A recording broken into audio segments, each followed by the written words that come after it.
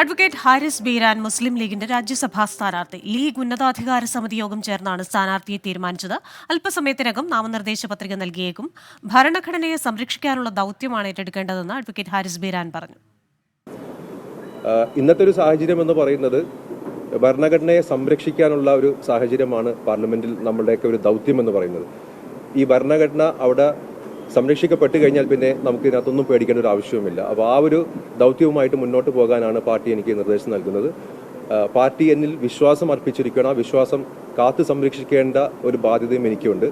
ആ കാത്തു സംരക്ഷിക്കാനുള്ള എല്ലാ കാര്യങ്ങളും ആയിട്ടുമായി മുന്നോട്ട് പോകും എന്ന് മാത്രം ഞാൻ പറയും.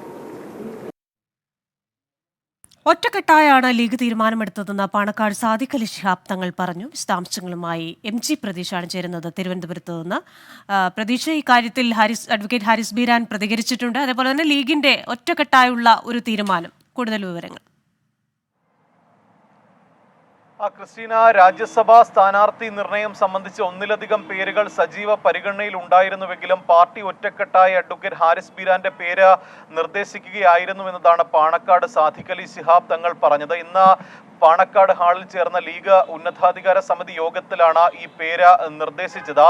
നേരത്തെ തന്നെ ഈ യൂത്ത് ലീഗ് ഭാരവാഹികൾക്ക് പ്രാതിനിധ്യം നൽകുമെന്നുള്ള ഒരു സൂചനയുണ്ടായിരുന്നു. ഒപ്പം അഡ്വക്കേറ്റ് ഹാരിസ് ബീരാന്റെ പേര് ഉയർന്നു വന്ന ഘട്ടത്തിൽ പാർട്ടിയിലെ തന്നെ ചില ആളുകൾ വിയോജിപ്പ് അറിയിച്ചതായും വാർത്തകൾ വന്നിരുന്നു.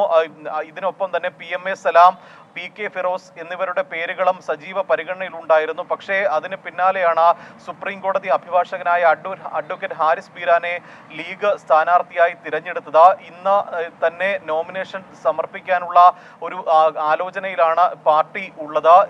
എറണാകുളം ആലുവ സ്വദേശിയാണ് അഡ്വക്കേറ്റ് ഹാരിസ് ബീരാൻ. നേരത്തെ ഈ ലീഗുമായി ബന്ധപ്പെട്ട ഉള്ള കേസുകളെല്ലാം തന്നെ സുപ്രീം കോടതിയിൽ കൈകാര്യം ചെയ്യുന്ന ആൾ കൂടിയാണ് അഡ്വക്കേറ്റ് ഹാരിസ് ബീരാൻ. ഒപ്പം ലീഗിന്റെ CA കേസുകളും കേസുകൾക്ക് മേൽനോട്ടം വഹിക്കുന്നത് അഡ്വക്കേറ്റ് ഹാരിസ് ബീരാനാണ്. ഈ ഒരു പരിഗണന അല്ലെങ്കിൽ ഇതാണ് അഡ്വക്കേറ്റ് ഹാരിസ് ബീരാനെ രാജ്യസഭാ സ്ഥാനാർത്ഥിയായി തിരഞ്ഞെടുക്കാനുള്ള ഒരു കാരണമായും പറയുന്നത്.